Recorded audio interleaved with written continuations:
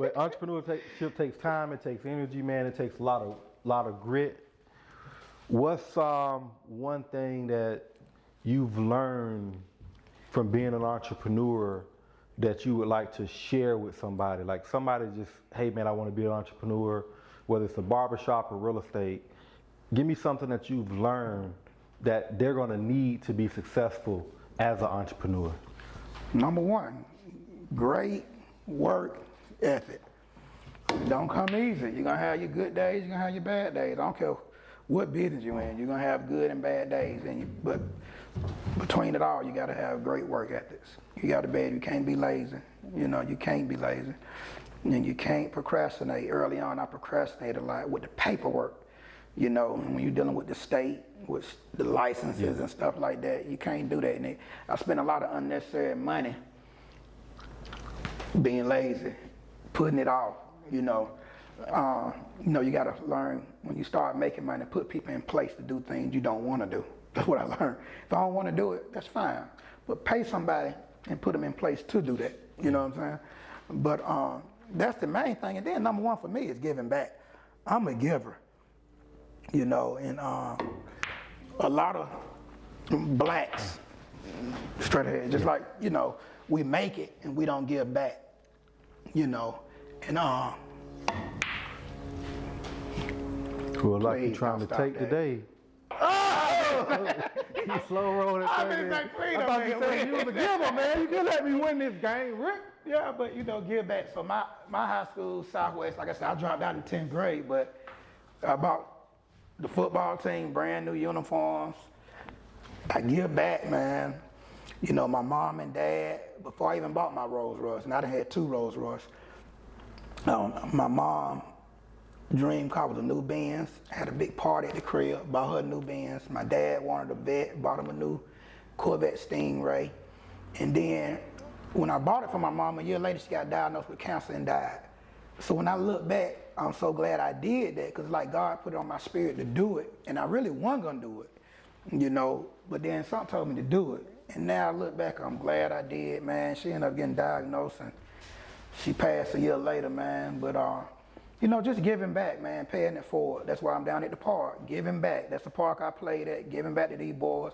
When they get older, they need to come back and help some other young kids, you know, just paying it forward, man. But that's pretty much how I like to do things. I like to give. The Bible says I'm more blessed to give than receive. So I get a thrill off of giving to people. Yeah.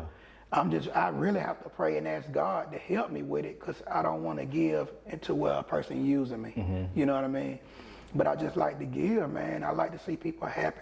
You know what I mean?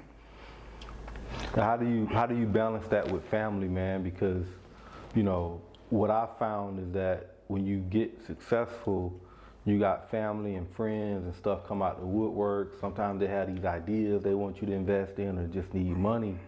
And I found myself, you know, in situations where I ain't gonna say I've overgive, but you give,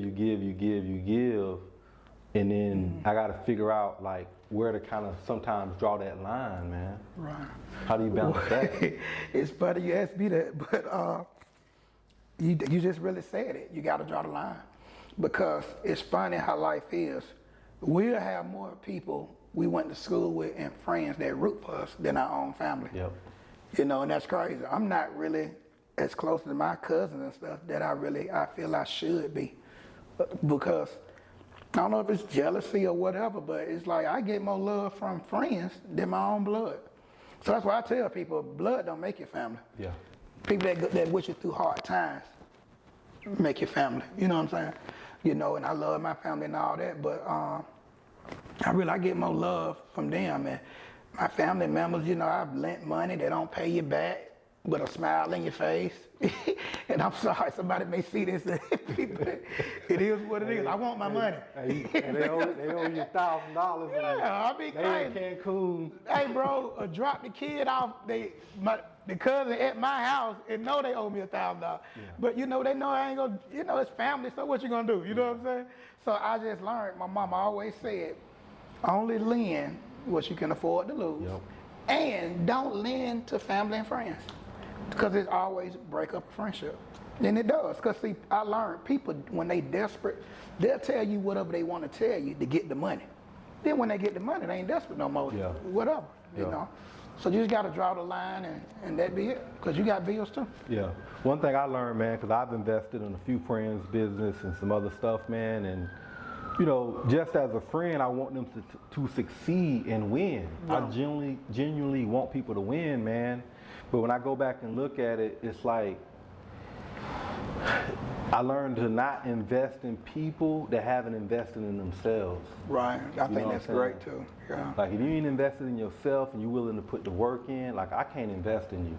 Like if you've been grinding, you got, you know, a business plan and your logos and whatever, all the little stuff, but if you just come and you just got this idea, but you ain't even took like some of the upfront steps to even, Right.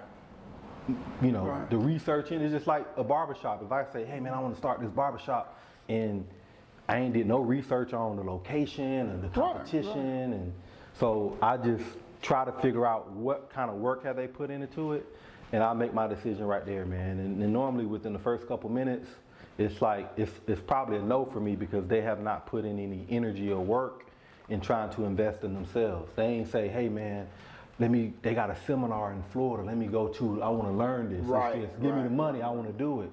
You know, so investing in people that have not invested in themselves, man, is like a red flag for me. Even with that being said, I know something my mama told me that I do now, that cut things off. I actually forgot about this till you said that, because I don't even lend money now. My thing is giving to St. Jude. I know where their money go. We had to stay in the room. We stayed 1 year when my son went through a bone marrow transplant with God healing him a counselor at the Ronald McDonald House. So I know where the money go, because we stay for free, right? So I give back to that, give to the schools for the kids, and like the team, me coaching, I give to the park, because I know where it's going. As far as us, if it's little money, $100, take it, family member here. Anything more than that, my mama said, Rick, tell them to go to the bank, because that's what the bank is for. If the bank can't lend them the money, what they tell you? Until you know. It's about credit. Yeah. If they don't have the credit to go to the bank, then why are you lending them the money?